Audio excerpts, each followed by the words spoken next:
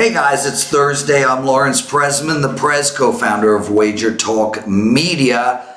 And today's show, mid-major Matt from sportsmemo.com, Tony Finn from WagerTalk, and of course myself. We're taking apart 2 college football games today, 1 NBA game, and 2 NFL games. I want to bring my guests in. And whoa, my God, Matthew.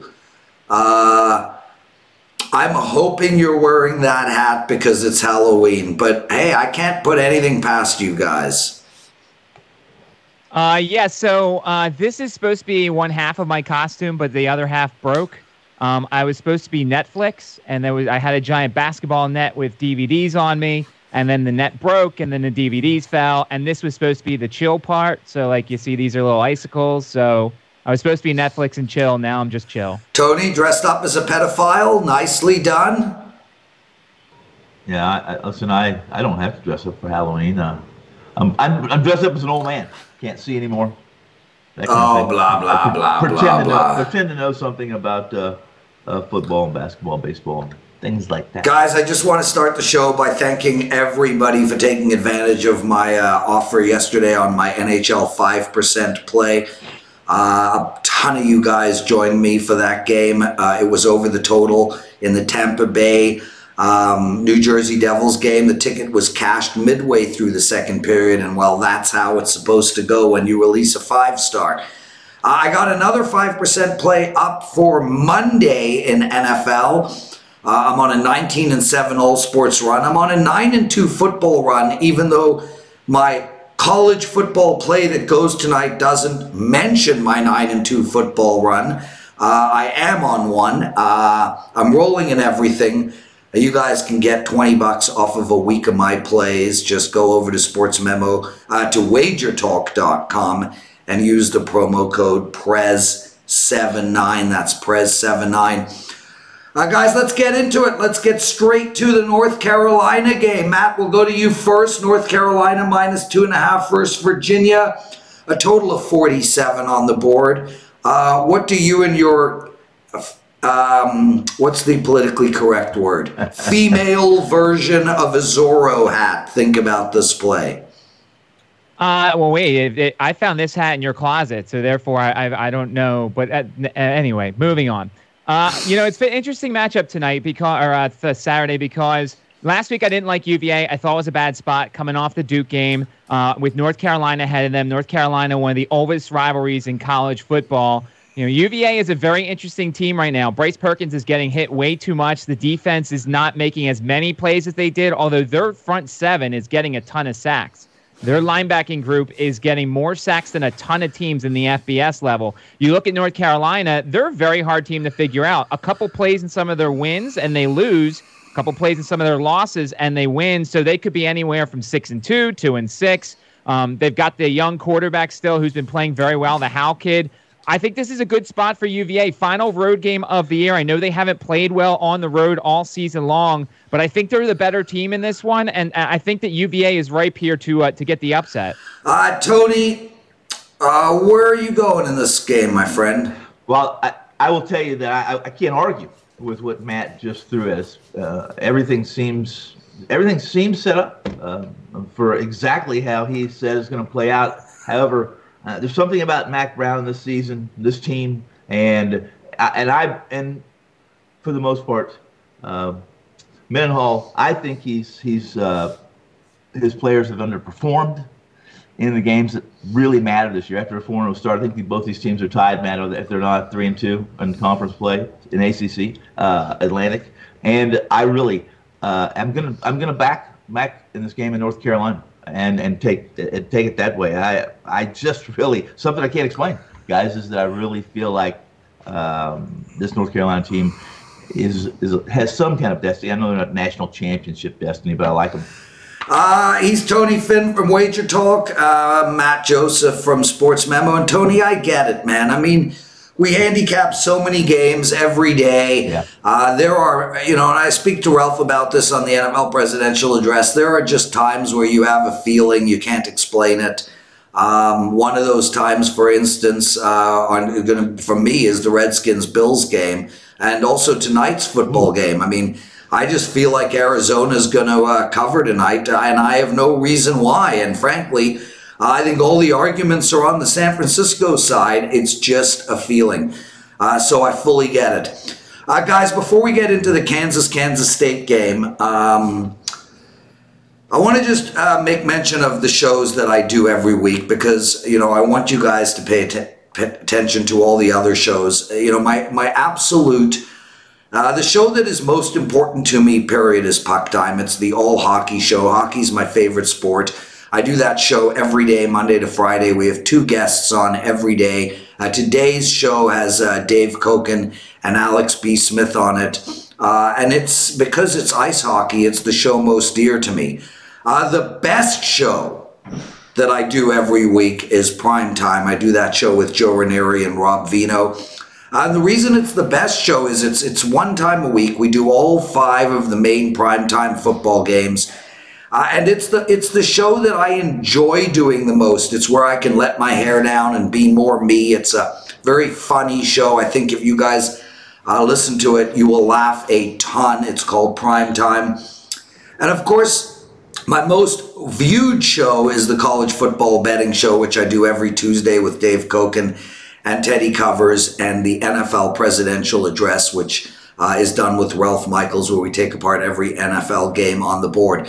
This is the Betting Edge. It's also available at WagerTalk TV Monday to Friday. I have 2 guests on this show every day. We talk 2 college football, 1 NBA and 1 NFL show, and we will be changing the format slightly as we move into college basketball season. So make sure to check all of those shows out, please, and we really appreciate all the comments and the viewership. Matt, let's get to this Kansas State game. It's one of those interesting things where, Kansas State comes in now -6. The over and under is 55. There are 54.5s on the board, and I think the Oklahoma upset could go either way. I think Kansas State can come into this game and it being a little flat, but conversely, they could be really high on themselves coming into this game with a ton of confidence, a rivalry game for them, an important game for them. How do you think their mindset is going to be for this Saturday? I'm going to lean to flat. I think that when you had a week of basically hearing how good you are and beating Oklahoma, and then you've got this rivalry game against Kansas where you've absolutely dominated, and it's still Kansas, I think they come in flat. And I think Kansas has a bunch of confidence, beating Texas Tech. Now, granted, Texas Tech basically played like Kansas on that final play, but the Jayhawks are now starting to play some offense. This new offensive coordinator came in. He put this thing in up-tempo. Stanley, the quarterback's been a lot better. To me, right now, you can't set these totals high enough in Kansas games because their defense is so bad, and their offense with the Williams kid at running back and Stanley at quarterback, I think they're clicking right now. So to me, this one's an over, and, I could play this over up until like 57, 58 because Kansas is just scoring right now, and confidence is a good thing when you're a bad squad. Tony, what do you like in this game? It should be a fun game to watch. If you like the over in this game, you have to like Kansas State. I don't care how Kansas is scoring. And Matt's right. Kansas State has been flat. Every time they've won this year, they've come out flat. This was Oklahoma. This was a game where they held the ball for 38 minutes, and it is Kansas. However, Les Miles is taking this team in the right direction, regardless of how poor they're playing defensively. And the fact that they are, and I don't know the exact number, I was trying to look it up, but I think it's something like 6-90. Seriously, 6-90 in conference play over the last 90, almost 100 conference games. So anything Les Miles does is positive, is big for Kansas. I thought there would be an overreaction to Kansas State winning and defeating Oklahoma the way they did it. And by the line, I don't think there was. So that pushes me away a little bit. But if I had to, you put a gun in my head. Kansas State wins this game and wins this game easy. Boys, let's talk a little bit of NBA. Softest bunch of pussies on the planet, these NBA players. I mean, Jesus Christ. I don't even... Kawhi is taking a break tonight. Yeah, he's really tired, He had the old summer off. Only played 5 games so far this season. He's tired. He needs a rest. They're hosting the Spurs tonight, the LA Clippers. They're -4.5. The Spurs are playing really good ball.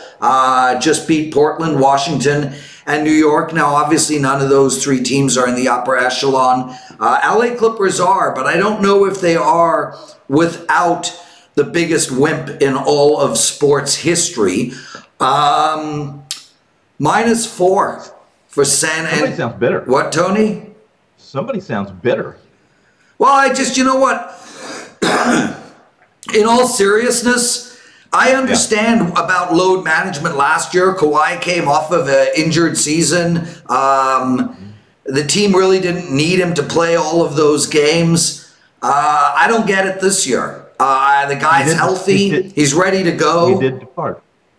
He departed Toronto. That's what I kind of meant. It's a little bitterness maybe that he abandoned the championship team. That's my comment. That was my comment. Well, yeah. I mean, look, frankly put, yeah, I am disappointed that he didn't stay in Toronto. But in the same regard, I get it. And I actually respect all of the professional athletes. If they become free agents, I respect their decision. I mean, you know, a whole nother conversation for another day, but you know, can you imagine if IBM and Dell and Intel and Facebook and Google drafted, you know, computer engineers out of school and forced them to move to wherever their office was and not allow them to get a job at a competitor for a 6-year period? I mean, it's complete slave labor. The whole draft system is ridiculous. So yes, I fully respect Kawhi leaving. I just don't respect what a pussy he is. Anyway, -4.5 for the Clippers. Tony, I'll go to you first. What do you like in this game? I want to throw something in since I have 30 seconds. Last night I was speaking to an I was sitting in a restaurant, a grill, and speaking to an ex-MLB player who happened to be with Bryce Harper earlier in the night. Bryce and he are in town. They're both in town because one of their coaches, the old UNLV coach they played for here locally when they were in college, passed away. And it's funny, we talked exactly what you just talked about, Lawrence, and that was, you know, were we overpaid? Is Bryce overpaid? Yada yada. They're soft. And then of course I get a nice little tweet from someone this morning, and Joel Embiid and his battle. I love. So you call him sissy, but this Joel Embiid has grown quite a bit since his time in KU. Tonight's game. I'm sorry to interrupt and throw in my commentary there, but I had to mention Harper and that conversation I had last night. First off, I really liked the Clippers in this game. I did. And now I have to really be very cautious. And this is what I've always said, Lawrence and Matt, about the NBA. It's the toughest ball to score with, because in this day and age, you just don't know what they're doing. What's the coach going to do? They're not transparent about what they're doing with their players. This new, you're supposed to be credible. You're supposed to give your lineups first thing in the morning. So the NBA is better about being transparent about their players, who's playing, who's not playing, how's the load management. And I'm prepared to tell you how much I really like the Clippers tonight in this game, especially since they played 11 players in double digits last night in Utah to prepare for this game. But without Kawhi and without some transparency in this league, it's really difficult for you and I and Matt to sit here and tell our audience that we like a team, and then all of a sudden the player their star player sits and we don't know about it. So it's difficult. I still like the Clippers. They're rested. They're at home. They're a better team. I like them. In fact, I think San Antonio is one of these teams that'll probably disappoint. They in a loaded West, Lawrence and Matt, I think San Antonio is going to have a problem making the playoffs. Matt, what do you like in this one? I'm the wrong guy to ask about the NBA. I'm still a rookie in training when it comes to the NBA. But to me, the only thing that I would think of is if this line starts to come down. I mean, the Clippers played all of last year without Kawhi, and so they'll just play this game without Kawhi. There's a home court advantage here. This is San Antonio's first road game of the year. It's not like the Clippers were chopped liver last year, so I would almost hope that the line comes down a little bit. And, yeah, then I would jump in on the Clippers because this is still essentially a lot of the same guys as last year. Matt, you're a NBA handicapper in training. So let's talk about another sport. England finds themselves -5 against South Africa Saturday, World Rugby Championships. Any thoughts? Take the favorite. Sure. I agree 100% with that, Matt. I bet the Friday night rugby game. I love the New Zealand All Blacks. They're minus 19 against Wales, and I like England as well, dude. So yeah, you are correct. Bet the favorite. Tony, Darts World Championship starts Friday. Should be really exciting. I mean, Jesus, you know, watching people drink beer and jumping up and down while other guys throw darts at the wall. I mean, I think I'm going to spend the whole weekend just, you know, on a couch with a blanket watching darts. You just took my line. I was going to say, whoever drinks the most beer wins in darts, and that's my experience. Yeah. So, yeah. Any thoughts on any good bets for us on the Darts World Championship? Yeah, the prop. The prop is who can drink the most beers and still hit the dart board. So I don't know. That sounds. I don't know. I don't know anything about darts. Come on, it's Simon Whitlock this weekend. He's the only guy I follow because he looks like the dude from Sons of Anarchy. So I'm going with Whitlock this weekend. There you go. If he's in it. There. Wow. Okay, boys, let's get to some NFL. Quickly before that, I just want to make mention again and then change the promo. I'm on a 19-7 all sports run, a 9-2 football run. You can get a week of my plays for only $79. That's like $11 a day. Use the promo code PREZ79. And also, to make mention, Dave Koken. This guy is just unbelievable in college football. He's 62% on the year. He's hit over 60% 3 years in a row. He's got a 5% play up tonight for Saturday. You can get his play for half price. Just use the promo code DAVE20. That's DAVE20. Both promo codes can be used at WagerTalk.com. Tony, I'll go to you first on the Redskins-Bills game. And, you know, my take on this game is really simple. The Redskins are horrific. They cannot move the ball at all. They barely are able to get a first down. But with that said, I can't lay 9.5 points with a Buffalo Bills team that struggles to score themselves. I understand that Buffalo's got a really good defense here. I like the under in this game, Tony. I know it's a low 37, but I mean, let's be honest. There's no way Washington puts up more than one touchdown. I'm giving Washington a maximum of 13 points. I don't think Buffalo can score more than 20. I have a predicted score of 20-13. So obviously that suggests Washington is the play. But rather than betting both Washington and the under, I'm going to look solely at the under. Tony? I couldn't agree more. You're absolutely correct. And that is, listen, I like this Josh Allen. He can throw a ball 100 yards. He's got the legs of a running back. But he has the accuracy of the three of us combined, which is not very good. It's not very good. In fact, if you look at the metrics, the NFL metrics on him and passes more than 20 yards, his accuracy is downright pathetic. And he's missing. And I understand last week there was a lot of wind in Buffalo. You're playing in Buffalo. But you're right. That's just way too big a number to give a Washington team that can defend. This team under Callahan can defend. It's too many points to give. And I, too, like under 37 in this game. It's going to be a defensive battle. Yeah, I hear there's a dart player named Simon Whitlock. I think he has more accuracy than Josh Allen. That's for sure. Matt, what do you like in this game?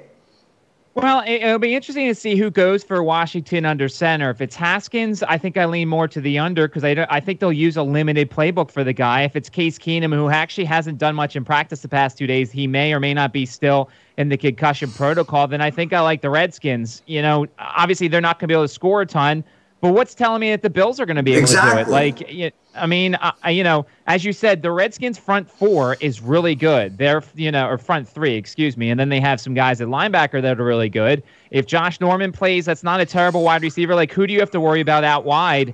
I've bet the Redskins this year and been burned several times. I have a feeling I may do it again because I just don't see how Buffalo's going to score either. I hate these really low totals. They're like the 6.5s in baseball that seem really easy and then fluke things happen and it goes over. So I actually do think I lean to the Redskins. especially if Haskins plays, because the limited playbook and just the field position battle could be in their favor. They got the best punter in football, guys, so that's going to help. The best punter in football. And the worst dart thrower. He's Matt Joseph. You can find him at sportsmemo.com. Guys, this game fascinates me. Houston and Jacksonville playing in London. I think you have to take into account that Jacksonville has played in London, I think, 5 years in a row right now. But let me break this game down for you, and then I'll go to you, Tony. You know, I think Houston's a better team than Jacksonville, and I think everybody would agree. The problem is the matchup here. You know, Whitney Marcellus, he's got a whole lot of sacks. You know, he's got more sacks and more quarterback hurries and rushes and whatnot than J.J. Watt. But the reason for that is that J.J. Watt is being double-teamed and he isn't. Well, now we've got J.J. Watt out. Merciless is going to be double-teamed. That's going to really affect him. It's also going to affect the secondary in Houston, and their secondary is a disaster. I think Jacksonville is going to be able to put up points. And conversely, we've got Tunsil out on the O-line for Houston. And one thing we have seen with Deshaun Watson is he needs time. When he is getting hurried, when he is getting sacked, Houston is not the same team. I think the Jacksonville defense is going to be all over Houston. So where I'm at in this game is really simple. I think Houston's a better team. I think Houston has more weapons, even now, with all their injuries. I just feel like the matchup is wrong, and that is what is keeping me off of this game completely. I do lean on under the total of 46.5, but this game is an outright pass for me. Tony? I had Houston as a big play last week, and they didn't cover the 6.5. In fact, I think they were very fortunate to win. They played poorly. They played a team that doesn't put pressure on the quarterback. Oakland ranks 27th, 28th in sacks. Even worse in quarterback hits and pressures combined. You're right. If you want to be able to beat Houston, an NFL coach is listening to this show, and they should be, all you have to do is pressure Watson. If you look at this year's numbers, Houston against teams that pressure the quarterback, they've performed poorly. Those that don't get to the quarterback, they have won. Jacksonville knows how to get to the quarterback. I agree with you 100%, Lawrence. This is a game where if you're going to play it, you better be on Jacksonville here against Houston. He's Tony Finn. You can find him at WagerTalk.com. And Tony, you've had an outstanding NFL season, correct? Well, yeah, that's been good so far. I think 71%, 72%. Yeah, that's pretty good, isn't it? 71%. 72%. That's unbelievable. 25 and 10.